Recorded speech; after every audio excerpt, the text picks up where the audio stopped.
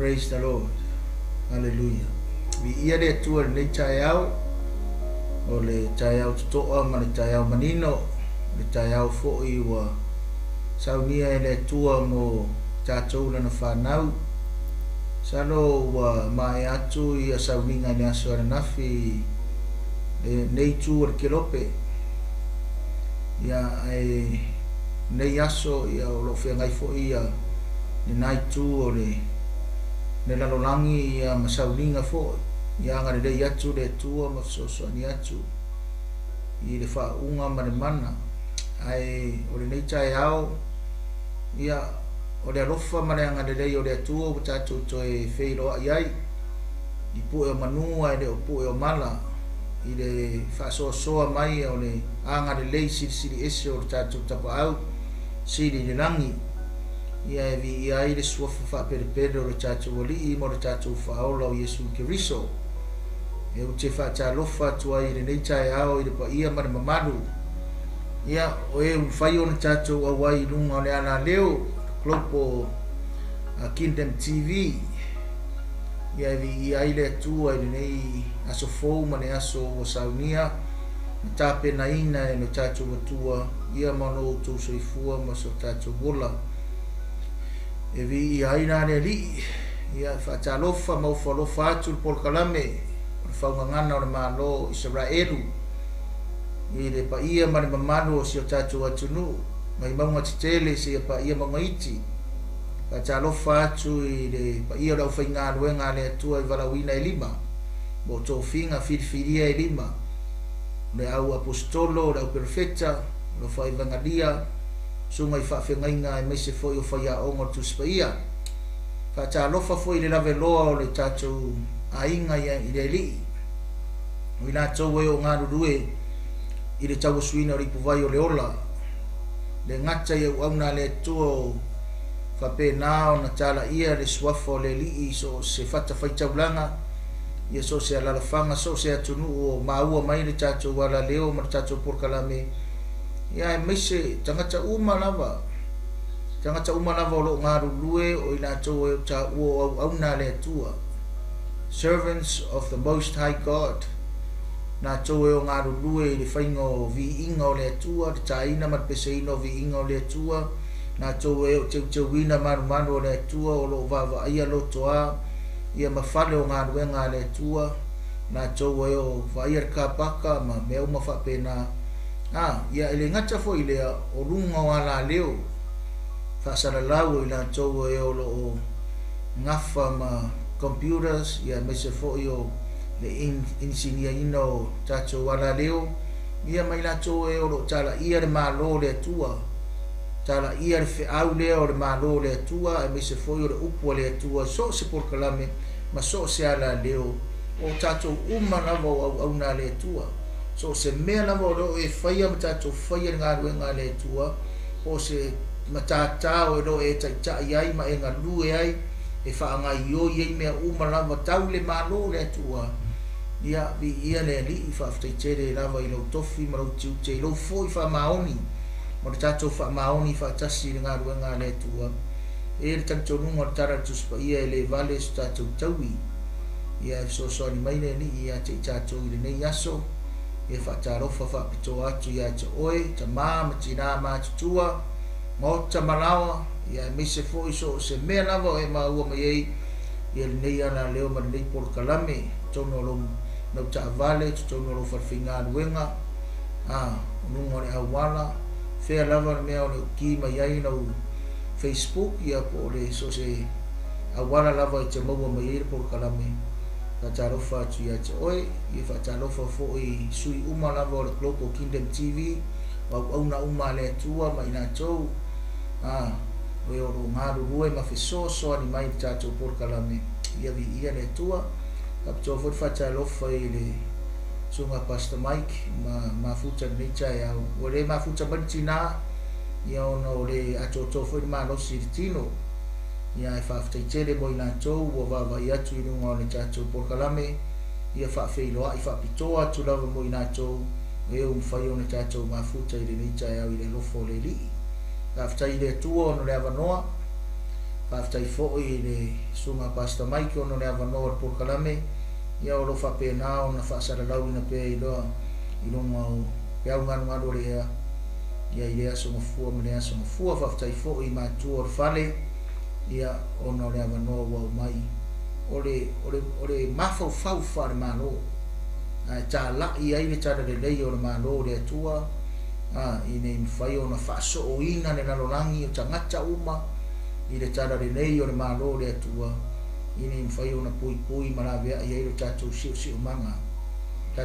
manga ile ngata mo fafo tu so lu le sio manga le pe tele na mo ave ma fafo tangata sio manga I fafo ai ele ma fai ona tatu pui sio manga I fafo vai ile mene wo ia nei le tele o malo le nalolangi le pe wo fa ta imua ile malo America pe fai te follow news Nena sauni di totele o teita yo malo Pasifika e anga ia tu yo fai le natu funtanga ono tama fai lava le mene o le climate change le fai natu fainga manatu ma fo faunga manatu suenga ma me umanawa e fa ta tau ina di swing o le tau fa fo nai le si manga I fafo le tama fai lava tanga yo teita yo malo mai la to o onga mga rudu I leva enga ni o le sio manga tau fai do lato malosi ini fai ona tau fai titia me umanava au tena fai lo ya o le sio manga le nga lue nga ia tatu ala leo por kalame umanava o foi le por kalame o le sio manga fa le nganga o le tamacha fai ona tala I tala le yo le fa au malo fai ona fa so ina le nano langi a toi le fe au le malo o le fa so ina na le nano langi le fe au le malo e fa pe na ona leo ina I lo sio manga ma lo sio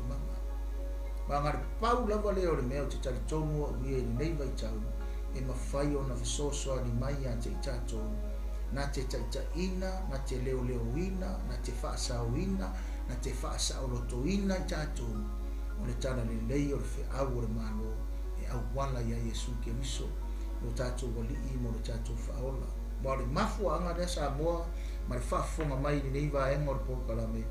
le mafu anga le na la yo na winda mai le tuoro na tali to na ro pele to tasi fa mai tara tu spa ia le fano se tasi pe yo mele ne tau ma fai lava ia tu no o tsa yo malo pe o fia tu tau ma fai lava pui mea uma mo tangata la tele am fai no fa pe atu ya to oe e le ma fai se tangata ko re ma walungo le poto ma le tamai o sei intisi ma tsa yo malo e le ma fai se tangata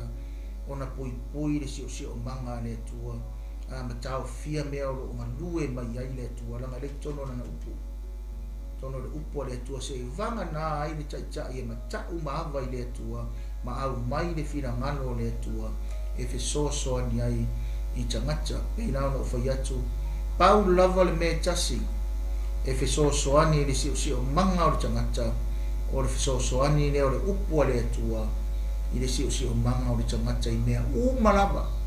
e le na o fa le nganga tato por kalame ma ila to wo ya ilunga tato por kalame ne cha yao ele na o fa le nganga e ile upule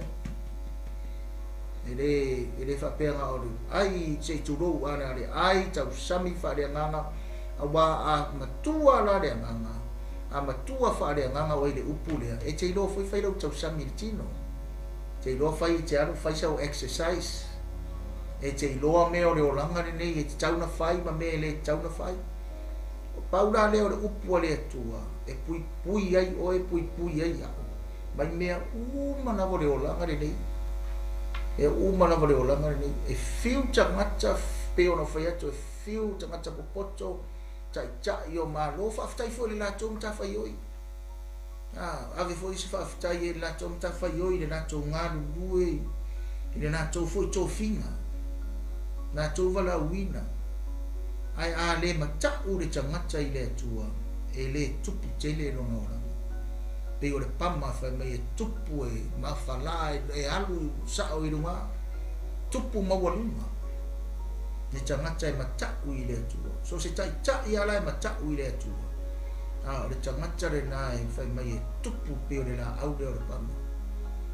Matau fo le tangata tai i le atua. E fua ina mai e le atua mea umara mo le soifua ma le ulanga le nei. E paula leo le mea leo te taranoa tau ia o no le misiona le tatou ala leo. E pui ai lo tatou sio manga whaaleanganga. Matua le tangata whaaleanganga. E matua fo i le mawhau o le tangata. E loa fo i le tangata o na whai o na soifuanga i le tino nei. Le tino nei. Me tara tuspa ia. E lei fo ina mai e le atua le anganga e matau ai pe fefe ai. O le anganga tatou te loa ai mea umalama tatou te mata tau ai le atua. Tatou te popoto ai, tatou te atama mai ai, tatou te loa ai o na whaia mea umalama e tusa ma le fina ngalo le atua. E le tusa ma le fina ngalo tatou. E le tusa ma le manatu o le tangata. Ai tusa ma le fina ngalo le atua.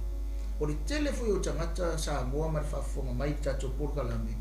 O le telefo i o tangata le leiva i tau. E le malama lama le lei tangata i le fina ngalo le atua. E le malama le lei. Ai sea, kasi ale mafuanga le la ufa soa tua ia to o le nei tai hawa ile io o ile upua le atua. E mafua i ona le malama tangata i le atua. Simple as this. There is no relationship with God. There is no relationship with God. Ai le mafutanga va lata le tangata ma le atua. E na te loa me umalama, na te loa le fina ngalo le atua. O le afo ia le to anga o tangata i le lotu, ai le aise mafutanga ma le atua. E fiu fo i whalongo i le awa onga, e fiu whalongo i la onga, e fiu, e peia se bea fuinga nenga whai mai ngā le alia e antai au, to e mou waku i le afiafi. Tu lo war whaafonga anga nanga le upu ore, tatou porkalame, peia le mea wherene whai mai ngā sawa e rispukaringa, aru rispukaringa. Ele o iaise mea, ele o iaise ao ngā o le upu. A whaalongo le tangata, whai mai e whaalongo le tangata poto, e whaalongo mawhai. Mea na ngai a lei o ngā le whaia e tangata le upu le atua, e mafua mai. E le o iaise mafutanga va nata ma le atua. Na fa mo mafutanga va nata ma le atua, te o visiri mai, o fa fe, o da mea na tara noa mai, na fa fe, o fa fe nga whainga mea ka o mafutanga va nata ma le atua. Symbol is this. Malo mafuka i le atua, tari tonu fa tua i le atua, I have faith and trust in God. Fa tua i le atua, tari tonu i le atua, fai tau le upo le atua, mai tatalo i le atua. Sa ili le atua na pongi man tatalo. Fa maulano ro loto mo ro loto. Tu upeo tatou tangata i le atua, fsosoni i le atua. Ia te oe ma o mai tatou umalama.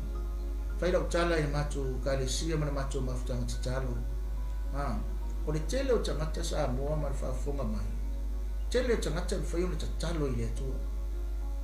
Talo i le atua. Ma sangi tatou nanga kako whiola mai lava o tatou la iti. Mai ai sa moa o mai ngia ko whiola mea o la iti o whaalonga mero le tatalo. In fact, e reo whaku le reality o le meo reo langa yeso uma. E whaalongo ale pepe i le mea ta o le tatalo le to tonu o le manava o le tina. Nanga ngai kisi le fia pe a whai e kau whiororo lau scientisi ma mea o le langa ni nei. O mea lava le pepe i tonu o le manava o le tina e whaasoa i e le tina. Whaasoa i e le tina. E o i whaalongo i pepe e whaalongo o le tina. E ai me ai e lon tina me umo whapenga e whaalongo i ai le pepe whaalongo mai ana o te talo e whae e fo i limo o amna le atua a lai te tono na manava o tina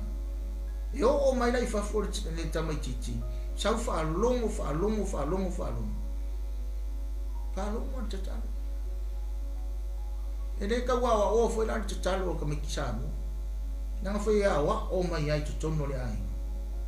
e a wa o le whaalongo. E vai le tu watu lo le ava no e te talo. Te talo lo. Le na whetu lau tala o ngorbengi o te talo. Ma sangi tatou te talo. Ma sani mafutanga te talo. Te mena whailo e te o whailo pe o whetu whailo tala i matou au te talo. tele o taimi ta talo ai tangata i le tua. And that is right. Because prayer is our way to God. Prayer is like a ladder. Tau ki a e ai ka ko waku i le tua. It's like a telephone. It's like a phone call, calling heaven. Tau ki o ai le tua. Ai a o wini tono ang tuspaia ma tono foi o isi ka le sia o wina. O le mea le o le tatalo. Fai mai e lua vaenga o le tatalo. There are two parts of prayer. O le tatalo o le tangata. Ma le tali mai a le atua. O le tene la o tangata e tatalo i le atua. E tatalo i mana onga. Ma manga o e tali mai le atua. I le mele mana o ai. Ale mana o te fai loia te oe ne tai au pe o fai atu. E mana o mia i le tele o taimi le tangata tatalo. E mana o mia le tatalo i le atua. Ma tuku se hava noa se i tala noa mai i le atua i to tono au tatalo. Mea ngai ka ua le relationship. Mea ngai ka ua le so tanga ma le atua. Mea ngai ka ua le tala noanga ma le atua. It's a two ways conversation. E ta talo atu oe ai whapea mai oe rea tua ke mga o iau o kai au o mousa o milionga ke mga o iau o kai au i e fua i mai se mako o fale ke mga o iau o atu vai aso rea o e tali mai le mene o te manao ke paualanga o me ke whai dau ta talo au mana ia udau kua e haru are whakat kari mai rea tua kari a whe o reo ke whia whai aku a ngawa e haru ale le me o wina pe o fai atu o wina te tangata talo e iai va e ngor te talo ele ngata le me masangi en te talo o le fa fetai fa to esenga mamana uma me masangi nga te talo ai o mai lisi va e ngore o ngor te talo e tato te talo i le tua ona tato fa tari le se te tara noa mai le tua me ye mene ta o fa palangi fa pe o le quiet time. Our quiet times is the time to wait patiently. Nanga ka ko whakakari le tua. Ko whawinga mai le tua o le tatou manos. Ao resta ata. E arua me masangi. I ku la arua langa le lau. Ia nga sau dole le se kala le tua nga ka karo. Bro. Ao le me mana o mia sa mo tatou talo. E mana o mia ni tatou te talong ka ko whakakari le pura se kala le atu. Pura se kala le atu. O re ana le kau inga awala sa ua i mafio mai le atu ai kanangua mai e kio. E kala mua mea le atu e lo nganga pa i e kai mire nga. Pea whaatanga le nganga o le atu e soso angi mai atu. Pea whaatanga le nganga o le atu. Ki whaalongo kua i kanangua mai e le atu ua mai se message. Ua mai se whi au mo oe o mai. Ua whaalongo tua u wha mausa li.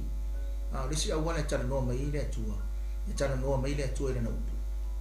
E te tatalo nga mai le atua le scripture. Mai le atua le mau. Au mai le atua le mau. E kei lo le leia o le mau. Kei lo foi le kusi le iai. E kei lo o le mele a mai le atua o langa upu. Le kari mai le atua langa upu. Whawhiwhea ka ko roa sa amoa. Kau kei lo nang kau ko anga whai kau kuspa ia. Kau kei lo nang kau ko anga su e na fionga le atua. Ai akani mai na le tua ai le se ka ko fai ka kuspa ia e wale no foi ka kusa ai atali mai le tua ai ko anga fai tau le upuria kali mai ana tua e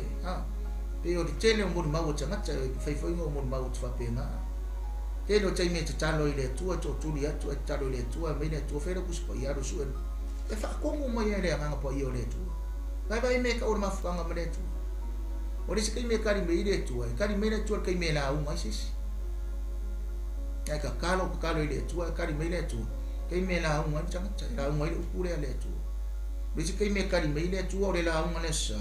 ai ka kalo ako ile so fu po la so ru. Ai ke ya ko fa manga ko me ile tua nga upu na unga lesa, o le kari nga ro manga o.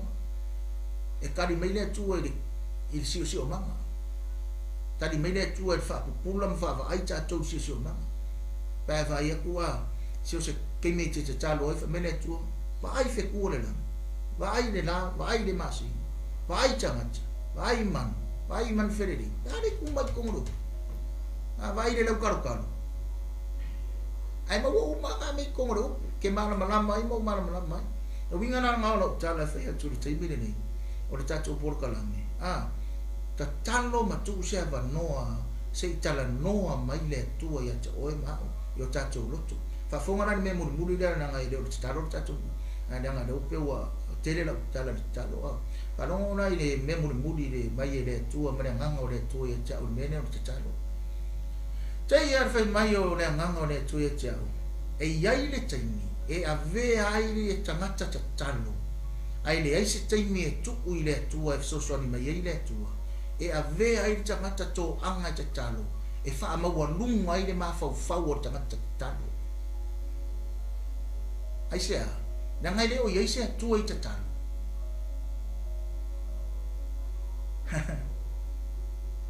e tatau nga yai le tua le talo sa mo ma tato por kalame o le tau longo foi le o le faunga ngana le o le malo le e tatau nga yai le tua e tato te talo hao fa fefea linga kaku kakalo ma le mautino o le yai le tua i te tono o mene fai le ke si la fia ma olua le ke lua faafasanga i ma le tua e ke lua faafasanga yai la le tua te talo ai na le tua i lau te talo ma tatou mafutanga te talo e te fo'i mai le mafutanga te talo ua fa'afouina lu tagata isa laga o ga e fa'akarikali i le atua mea ga fai mai perfeka a o e fa'atalitali iai ova e le ga o le fa'akarikali fo'i gai le maguia ma fa'akarikali lea o le kaimi fo'i fai le tutalo fa'akarikali iai ova laga e tatalo ma u tatalo e kauaga kako fo'i mai ua kako maua le malosi maua le malosi fou o le malosi fouga e maua ai ma le manatu fou ma le mafaufau fou e maua ai ma le gagana fou e maua ai ma le savali fou e maua ai e fou mea uma ia te oe ai sea laga o oe ma o le tagata tatalo e iai le atua i lau tatalo ma lau tatalo ga e fo'i mai la ia ua fa'amauanalo alou loto e ke fo'i mai ua e amio atua e te fo'i mai ua e ua pei oe o le atali'i moni ma le afafine moni o le atua ai ale ai le atua i tatou mafutaga tatalo fai mai lea o le agaga o le atua pasta e iai kaimi e fa'amaualuga ai lagaka kakalo laga e te mafaufau loa ia te oe mafaufau ia te o a'u arigi o a'u aukigaaiga o a'u gei o kinga inga kakalo o ke kinga inga o sai o ke kinga inga o e ke ha ulo no way o swafa le ole a ele mo tatou nga leve me tuspa ia ka ko fai keke ia la o lesi swafa le o yoga o lesi swafa le ole tu fa mai mo se ia i le tu la tan no nga mane tu me karbo ke le karbo mai mo se le tu la kala la wa le fai o a fesili mai o nga a winga mai oe fa mai le yo le tu fa ia ku ile mu o wa o le la I am God wa o le tu apera amo le tu isa ako le tu ya opo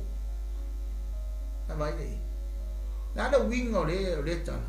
wa o le tu apera amo o le tu isa ako le tu ya opo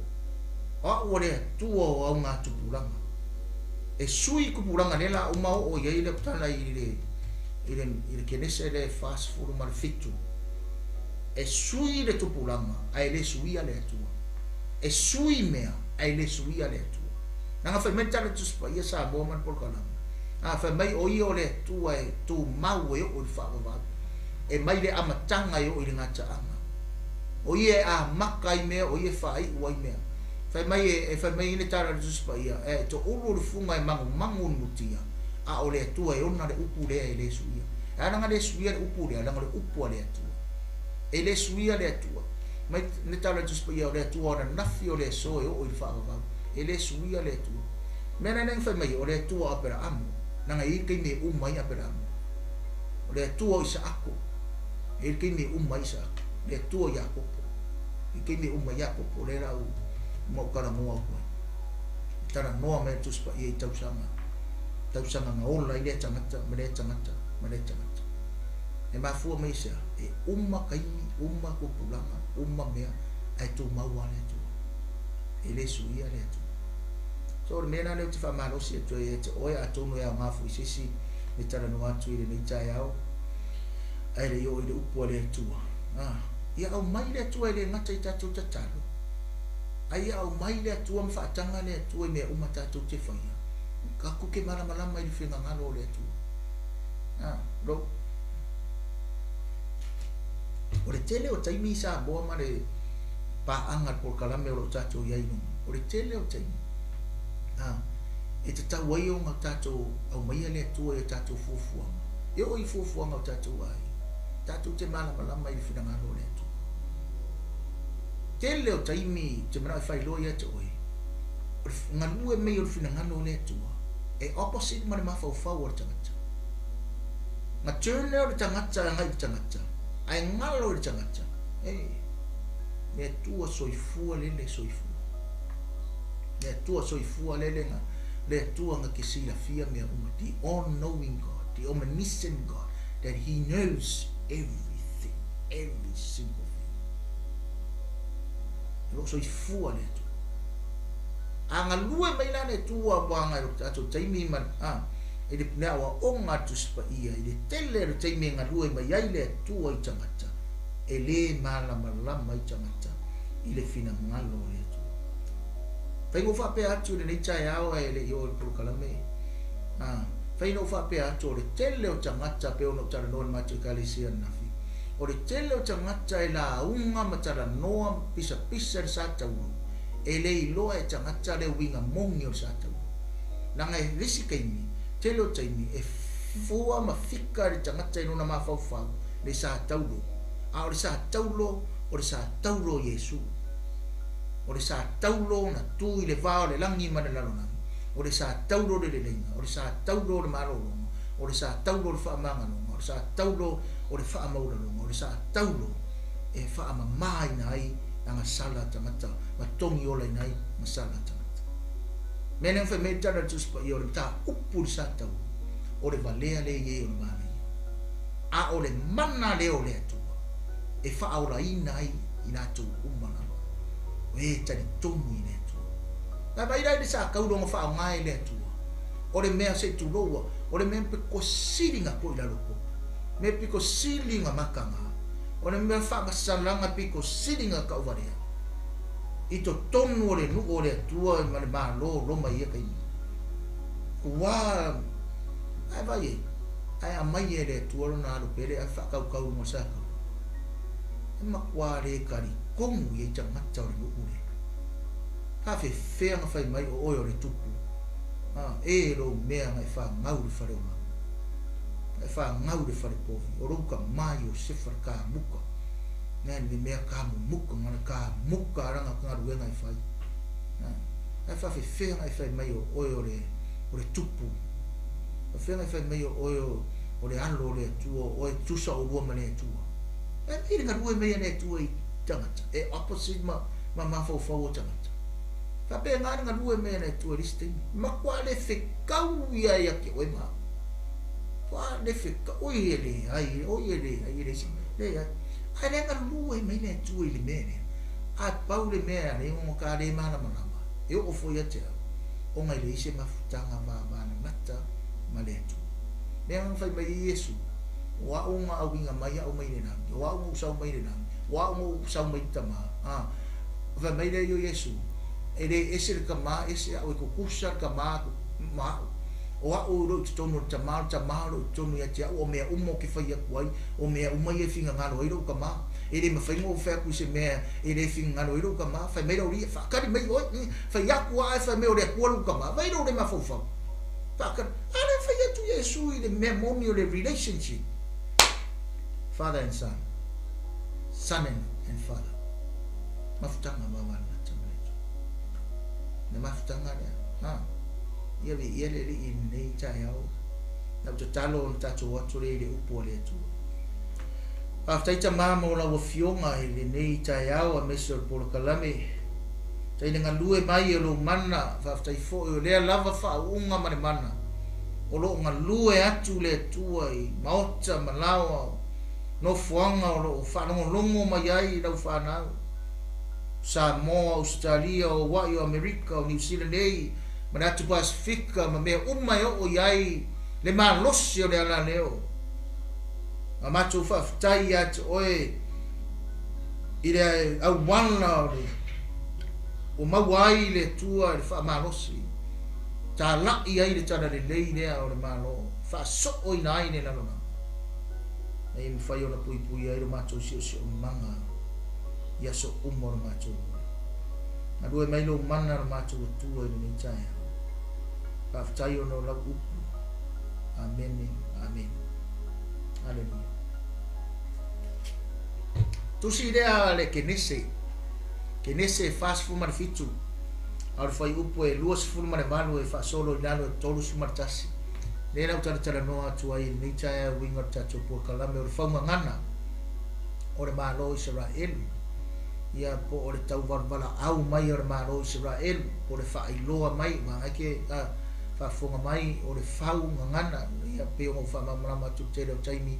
ia o le fau ngana mai le tala fa Samoa a le wa mai e fa manino fa mama mai tacho por kalame no winga na o le ngana mai o le malo Israel ngana mai le na fa tawina le fa upule dos ful marvado sa no fo Jakopo ile nu o ai kopito i tausanga e fulu marfitu waso foi ona tausanga uma na ola Jakopo wa tasi li se lau marefa na fulu ma tausanga e fitu ko e fa fonga mai sa no fo Jakopo ile nu o ai kopito i tausanga e fulu marfitu waso foi ona tausanga uma na ola Jakopo wa tasi li se lau marefa na fulu marefitu po tausanga e fitu na ngawinga na o tausanga ato Jakopo na ola ai masoifu ai e lau fast full marfitu ai fai tau le tau pulava le fast full marfitu o le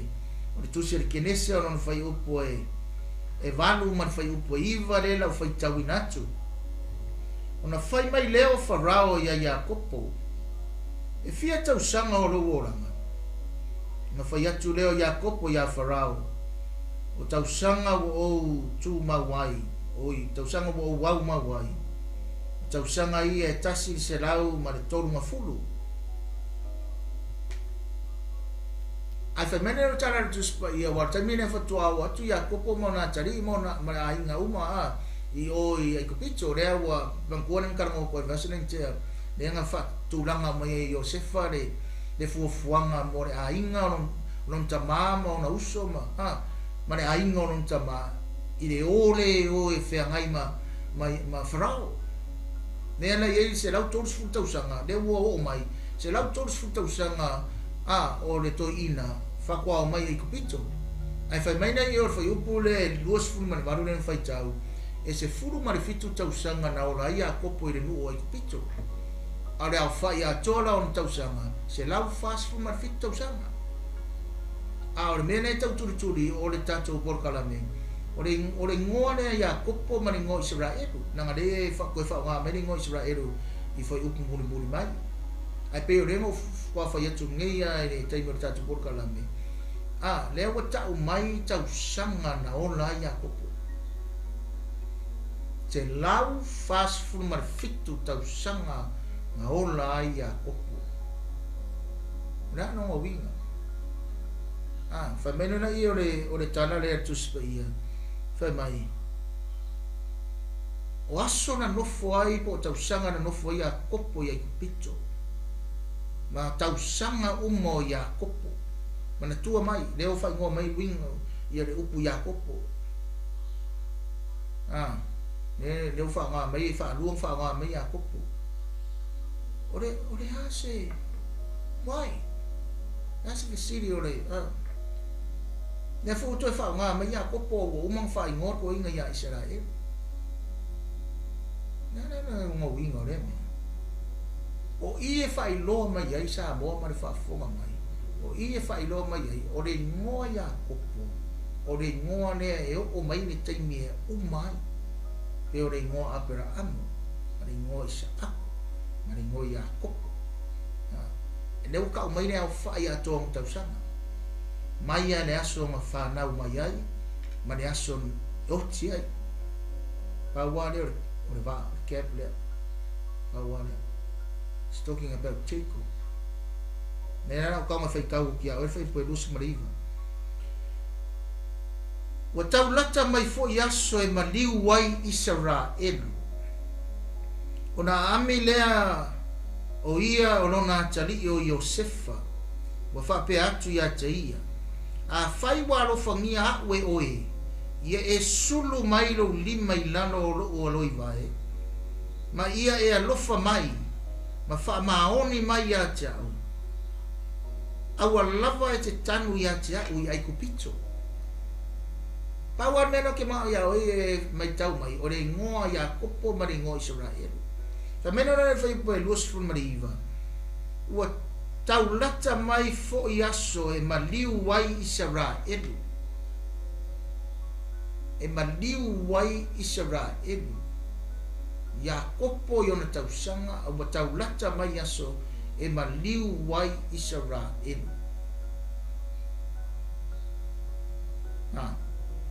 Ona fai rore ia, fai ngane to ina, fai mei wo fai atu i rona tari o Yosefa. Se i sau e suru mailo lima i nano o fai mei o ronga alo i vai, po le alofi vai. O le fai le i fa Peritania. Fai mei nano to ina, tau tō mai. E te le tanuina u i ngi ai kupito. Ai ke avea o e kangu whakasi mau ka maa. I le whanua nea o le daua uma whatau e le to ina o apara amor whangua kangu. I ngai makapelu. No whawhanga wo i le whanua nea. Whawhawhinga wo i le kunga mau o Iakopo. I le whanua nea ngā mai a ia nena tau tō ai. Ia Israel fa metara tuspa ia tau lata aso e maliu wai Israel ele io o mai le taimi nea nga fai mai fai upo e duas marvanu ile se lau fasu marfito tau sanga o Iakopo ele io o mai nga le wo tau mai le tuspa ia le me ngata ile ngo Iakopo ngata ile ngo Iakopo i ale ko sa fai po duas mariva fai mai wa tau lata inga o le kaimi e maliu wa Israel o nga fai rore i o le fianga inga ne po le na fai mai ale mantua le na se utana ni titi atu le mene o le fianga inga e osi ma le fai mai no na i o le timing ei fai mai o le fa mauti no ina o se me tau tō ai lesi fa me o le si o le lima tamatau me mo muanga o le tu o le lima i fatu o le si mea o le tu o lima tu spaia le telen fai kongo farfa masino fai le tau tonga pe moni pe fa mao e tau tino e tangata a o mapoia o le nu o le atua mana ue pelu ma pe e foringa mai e fai me ese lava le latu fai ngor mena e sulu le lima i lalo i le alo i vai le sau i po le alo fi vai po e sulu i lalo i le lima ona fai lea i o le tanoanga ma le tautonga e tautō mai e wha maoni fai mei o longa winga fai mei o le mea mua le tūmana ngā nuu lea e Peru po Israel nga le tautara noa i whangangana o le malo Israel o le mea mua fai mai o le ata lea o le wha manuianga mai o le ata lea o le wha manuianga o ki kiro kua, o rea winga o rea mea. Fai mai o le wha maoni, o le loto e tau tino ai, le mea moni ma le wha maoni, e le ngata i le mawhauwhau, o le upu ma le tala, ai wha tino loa, i le tautonga ma le osi ngā whia ngainga rea tangata i tō lua. Ai fai mai na ia o resi o ngā winga i rau wawa i atu iai, fai mai o le amatanga lea o le wha manuianga o le tangata, o le wha maoni o nona loto e tau tino ai. O ki kiro kara i koe wawai a tiri ai. Ai whai mai, mantua ra e maka i risi ka maa roa le leo, whai whiau, whai e wangalia. Salo si da fia ngisi o lunga tatu por kalam. Ole fefe au mai i Australia. A lewa te lele nu ulo fefe au i fafo. Ka milo i Amerika man langi atoa. Ole fefe au de rengi lima rengi mai. Ai failon to lo fai poipo manang fa ngau aero la unga solo le upi. Ai ferwa i solo le afa tangata. Au va pe. Fa mangaku mai e ngangore tu e tau fefe au le. Mangalo e au swa fos fefe au ko mai sir fiesis. E ferwa i solo ngon lau fa pe. E la unga fa pui fa ola inga tangata e fia. Ai ngara afa tangata. No vinga lo tala le fai atu. Ai fai mai o lalo i le rofi vai mo. O le fa mangianga vai le fa mangianga fa tolu ko e fa. Ore me ore simple life mai ai le fa maoni o le tau tinonga. Mai a fa maoni tanga tana tau tinonga e fa mangia inga no ngora. Fa pe ngana se da ngona o le tau ngolongo o le fa au le ni chai. Ai o le mea nea nga mana o i toi ina nga o le mea nea nga fai mua e apera amo ina na au auna. A reo ko e fai e Iakopo i no na tali o Iosefa. O le mea na leo te wawa i atua ia u i le ki o wha manuianga o le tangata e wha maoni ina na tau tinonga. O le tau longo foi lea o le au o le whaunga ngana o le malo Israelu Samoa ma le sila mai moa mai a fai te wha maoni au tau tinonga e tau tonga ke rua fai ai wha maoni lau tau tinonga i whawhai ngā ruenga e ke alwaku i aso uma e ke fai overtime me uma wapenga wha pe ke le manguia i le tino ne ai wha maoni fo i le lua whenga inga mane tamaa mane tina i le vārea wha pe ke le manguia i mtato manuia a wha maoni fo i le whenga inga i osi mane kare sia mane lotu fa pe te le manui a fa maoni fe ngai mane tua fa pe ta tu te le manui ai ma meno to ina tu mai no lima mai tau to mai o te le fia ta 8 i nu esele te le fia ta 8 i te fia ta 8 i oi ka tasi mo tama e fai le tala le a Israel da na le fe mai o le asa uni o te e fai le tala le a Israel ya Iosefa a wa le va si la fia e le tua ma leva nga si da fia ele tua mea uma la vadela atu fai mai na ia le tana tu spia i le fai potos fu a o te tau to fa tasi mau sorry a o te tau to fa tasi mau te ma ia e ave au ai kupito ma e tanu ia te au i rona tautu nga mau ona tali mai ai lea o ia te ia o te whaia lava e peo na e whai mai ai o te whaia lava e peo na e whai mai ai I will do as you directed it or as you directed me as you order me o te whaia lava e tusa o na e whai mai ai Eva ia ni tau tino ai na kupua na fa na tala no atua i le taimi i luma atu i nga ua maliu to ina na tala no atua i Iosefa i a Farao fa tanga mai nga uma pe fai tau tusile ke lese luma atu nga uma lava e tanu to ina ma koe fo i mai mea e fa fonga na i le vaenga ne na utala no atua i fai potolsu martasi na fai atu leo ia i e tau tō mai i a te au. O na tau tō ai lea o ia i a te ia. O na ifo ai lea o Israelu i le ulu o le moenga. O na ifo ai lea o Israelu i le ulu o le moenga. Aisea, onga o lea o uma o ngawhai le tau tonga lea alona tali. Ne wo umanga talia le mana onga ona ifo ai la ia me me fa palangi and he bowed and worshiped at the end of the bed he bowed and worshiped aisea onga ua talia le mana onga wa talia lona tali lona mana o uma na faile tautonga o uma na faile osi ngā whenga o uma na faile tu ngā tana wai loa ia kopo le wha maoni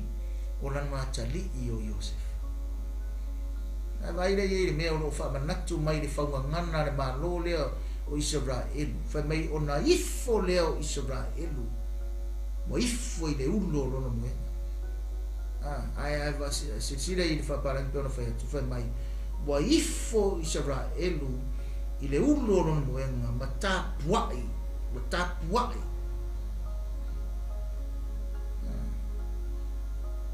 aisea onga o lea wa tali le mana wa malie le roto o le si tangata e ta talo i le atua ma vivi i le atua ma tapua i le atua ona iai le me mana oai ai a umalo wa tali le mana uma e le ko iai se whaafitai i le atua le ko iai se vi inga i le atua le ko iai ma se nganga kapua i le atua se i koe o mai fo se si me koe manga oai fa kwa koe fai me uma i le atua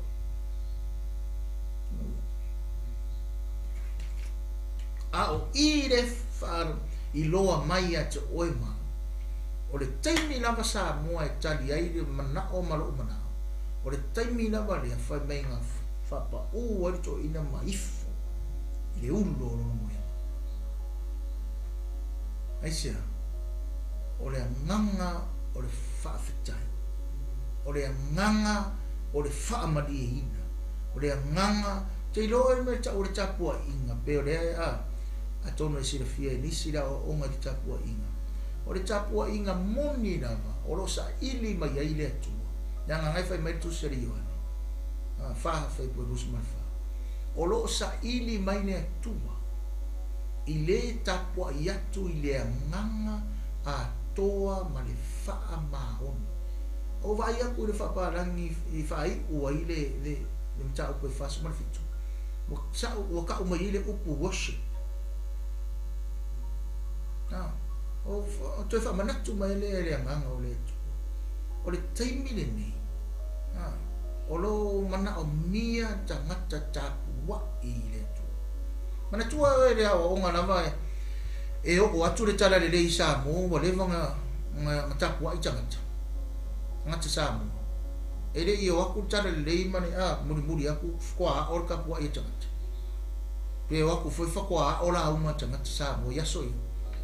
ya pa fa ye lava lo si le fia ni le va ngane e o atu le tala le le mani e o atu o le ka pua i tangata sa mo vai ka mai ni fa ngo pa e o fa mai ni mau fo le ke le fa ngata e o me ke mingi fa me bo me mo ka kusa ya e si la fia me mo ka kusa mo foi le wa foi kala la sida tunua pe o lo foi nga o ma tu ka le si mane mane ma tu wa e yai upu foi nga ala upu sa mo ngana e do ka ko foi ke mingi me o le mo me ta kusa ai fa ka mo ta kusa i no a me sa mo foi no winga e me nga fetu e o aku ia le tara le isa mo le vanga i do ta ta po ina ngai do i serve makai o serve me benga o me nga ka o ka po e o foi la uma e o tu la uma tu spa io le vanga la uma ka ya so ye ni sa wai sa marco ko marfu saura tanga tela ngo ko ngole o pula ai ko pula ko ngol kalesi tanga tai masangi ku mo tanga tai fa ngofie ana mo ngol pula takwai do wingo takwai fa mai fa o ilano o de winga na de fa mo lalo i do mo le tu ma tu watu le lotto i le tu fa mai na yo tara tu spai o lo sa ili mai le tu i le tapua i atu i le nganga a toa ma le whamao spirit and truth le nganga a toa ma le whamao e leo sa ili mai le atua i le maa ngai o le leo o mea wha ili Elo sa ili mai ne tu ile mani o ane vala au mani tangi ma si o le ele anga be nga no ole si vai nga ole vi inga ole me mana o mia ia fa maoni lo loto ma lo loto ma ia ta wa ile nga me nga ise ka po inga ko man man nanga la kulis ka po inga man ai la kulis ka po inga pungo ra no ma poporo nga fato ngayang kamay upo ai mongi lo ora o nga foi nga tau na ia tapo inga i tono tato lo tu ya ka kongi ele fa pe fa ria ngai fa nau ora foi nga tala ila fa nau ele o leo me fa ili o le lotto e fai ai o le lotto e tai o le fa maoni e fai ai o le fa maoni e pese ai o le fa maoni e tai o le fa maoni e tapo ai o le tapo ai nga monia pe avai ku i forta matini fa pa uma i foi fa ai lo atu ile tu le ava vale ma mai ni si da o ongo me fa me te kisi folo me nga o ko i si de o ka bo se i sta ngata ongo ba ku iska ngaka si tulo bo kisi vai o isi ana tapo fa me tapua ile tu tapua ila ina faide me o tupu to ino Israel fa ilo mai ya to ma o tato umana ile nei tai au ma nei aso le upu ale tu fa mai e te tau o na tato tapua na tato vi ma fa taia le alofa o le tu sa mo ma fa fuma ile ni tai au le kalani o le faunga ngana o le malo Israel e fene na le tatu te yai na vai le tau amata ina o le malo Israel e le taimi na tatu watu ai luma i le kalame tatu te tara noa i le malo Israel mata mai le tangata e totas ave iai e le tua le forfulanga sa wa ila ia sa wa sau tangata o Isaac sau le tangata o Yakob ale wa amata o tupu le e upu ale tu pe mo fa yatu o ese taimi o solo te por kalami e le sisen taimi o tangata ai le le tu e fa wa pe le tu vai dan bene na fa i o tu i tu talanga ni chai pe mo fa yatu mata mai ainga le wa mata o ngana jele mai ni fana to se fulu luar fana ai se fulu tolu le tine tina na va i fa maoni o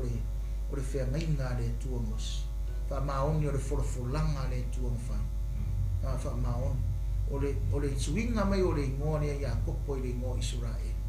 le fa maoni la vale tu fa maoni la vale tu la tusa ma fina ngalo le tua vatu lo to sei fu ma tato wola ye nava ye sofo una so o le o tato porkala ma tato va aina tuli ma tai o le ale winga o le ngo le an fa ngo ai to ina sui ma ye le ngo o Yakopo ya Israel le wa va ai atu wa mata na tupu le aina wa mata na tupu le no wa mata na tupu le upu le atu wa mata na fa maoni ia le upu le atu te mana e fai loa ia te oe sa moa ro atu lu pele e meiso pa anga ade tatu wala leo i le nei tae au fai ua se tala i le nei tae au e fa maoni lava le upu le atu e fa maoni le atu e fa tau nu e le atu ana fita lenga uma le ase mena fola e le atu pe au wala atu i se perfecta pe au wala atu i au na le atu pe a wala atu istangata e fata wa ia te oe a o le fina ngaro ngau le atua te mana e fai loa ia te oe e fata unu ua le atua na e mamana le upure a le atua e le ma fai fo e stasi o tatou ona tatou fata le e o ai lo tangata e o ai tangata o ta ua au na le atua ai sea langa e mamana le upu le atua fata unu ua le atua na pe a no fai atu e fionga le tu mai na vai le langi ma le lalonagi a o la upu e le suia fai mai e to ulu funga e mangu mutia a o la upu e le suia o le upu le tua e le suia sa mo ma fa fonga mai o le fonga ngana o le malo Israelu le nei tai au fa manatu tau longo ia toe o le afionga le ane atua a e usi tai ai ma e faia ma e muri ai ma tatou muri ai tatou te maua le manuia ai sea wa o ia o le atua na fola mai o ia foi o le atua e fio mai e fa tau umea lava ia te oe lo so i fua ma tatou o oe o le tangata manuia o oe o le tangata manuia pe a fai e te talia ina le tau longo na fionga pa ia le atua tau longo le fe au o le tara le leia le atua tau longo mai o le upu lea o fea mainga le atua a fai foi o le tangata o umanga e talia le fea ngainga fou na o sia lava e le atua ma awina mai e le atua ma fa ma mulu mai e le atua ma foa i mai e le atua a fai la o le tangata o umana e talia le li o Yesu e fai mali i ma faola i lo so i fua malo o oe o le tangata manuia o oe awa ni nganu ia te oe le upu le fai uai ia le nei tae awa ma le nei aso le tapo o kalame o manuia o le atua ia te oe e le i titi manuia o le atua a fa pea o e ngai ke ui ni fai ngata pea ngai mo e ui le vanu o le ata o le uti ai fai mai le fai salam o te le fefe lava se metas awa o oe ta te fatasi ma mai le atua le mo fai koe makanga ia le atua tali kongu le fai salam tali tongu tangata o le atua o lo iai pea le atua mai atua au ke popole au tatou te popole pe iai tangata pe le tangata pe arofangia o tangata pe i tangia i tatou e tangata a iai le atua ma oe o ai la sisi ia me tara tispa ia au le atua ma tatou o ai la se e whaasanga tau ma no one iwi anga people will go against us but e lema fai e sisi ona manu ma lo i le tutaua le atua pe a iai le atua ma oe ai fa pe mai asta ai fai mai ele o soronga di leide o langa tu ele o manuia ele o fa fera fa me manuia te lo te mana fai lo ia tu fa me tara tu spa io tu atu fa fitau o lo ia ile tu o mai tu atu o fa o lo tu mai ai ma mai ile mani no ale tu e to fi ma lia le tu mai fa longo tu lai o toi fa manuia mai koe asi mai le tu au ke popole au tatou te popole o lo soifua pea le tu o le tua ngao manuia e te manuia ai ma o manuia whaungangana ma lo Israel e te manuia i le tua o Israel whaaftaita ma pia o e whaavavau i le nei tūrau le aso whaaftai le whaamanatu mai o tausanga na ola ia kopu e le ngata i lea o le mavaenga ma le tautonga na fai le vau Israelu malona tali i o Iosefa. Whaaftai le atua, fa mei no ua mae ua mauti noa e wha maoni o tauti nonga ma upu, ma ifo ma tapuai Israelu i ata oe. Aisea a wā ua i loa ma mauti noa e wha maoni oe o le atua Israelu lea o Iakopo. O le atua lava lea o Israelu o lau nuu. O le atua fo i lea o Samoa ma atu nuu umma o le neina ronangi. O le atua lea o le atua o manuia. E te wha manuia ia te imato. Wha manuia i le tamā lea, o le tina, o le tama ma le teine lea. Wha manuia i au auna ma whale tua. Wha manuia le ia le atua i le alu o lau upu. Ia mauti noa i mato. O i mātou lava o tangata manuia.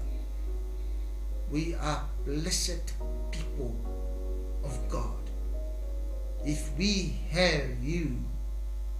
in all our ways, we will have all your blessings. Whawhetai tanga Whawhetai tama. Whawhetai tama. Whawhetai tama. Hallelujah. Hallelujah. Whatuatua i ilo loto e le umatapo kalame ni chaya. Whatuatua i ilo loto. Le ale mea nei te mana o ia. Just have faith and receive your blessings right now. Hey, if you have faith, you will receive it. If you do not have faith, but faith can move mountains. Faith can get the attention of heaven. Faith, just have faith and believe. Your blessings is on your hands. It's in you. Nai kia ke oe. Nai te ao. Nai a tātou. Nai ko kongoro mauka manguia. Nai to tono oe. Nai to tono lo whanau. Nai tono lo aina. Lo to lua. Manguia o le tua. Me uma ke whaia lua pisinisi. Me uma ngai whaia oe. Lua wa unanga i le tua. O oe o le tangatama. I alu mai tari tono. Oe o le tangatama. Hawhtai tamaa. Hawhtai tamaa. Tai le manuia o lau wha o la tanga. Tai le manuia o lau wha amalo o longa. Tai le manuia o lau wha sa o la tonga. Tai le manuia o mātou loto e mawai le file mua le ali o Yesu. E vi i ai o e whagawa. Wha manuia mai na o fio i vaenga o tutoe o le nei vai asu. Mai se fo nei asu i porka la me unga. Awa ni ma vai lau wha o unga i tono le potu le nei. Nunga ne lau le nei. Mai se o lau wha manianga e Pastor Mike Masara marifanga. Ma tu o le whare nei. Mai se le ie o nātou umalamo le ana leo. Wha manuia le o whita. Wha mangalo mātou tangata se mane ngasana. Ai atu mawatu i atu oere vi inga o le wha manu ma le wha netanga. Nei, ngasa umai o le wha bawa. Amen. Amen. Wha manu i atu le tua i atu oe to inga o le waso. Alu ma le atua o manuia. E te manuia. Tato whairoa ai. I le vai aso fōu. I le alofo le li. God bless you. Shalom.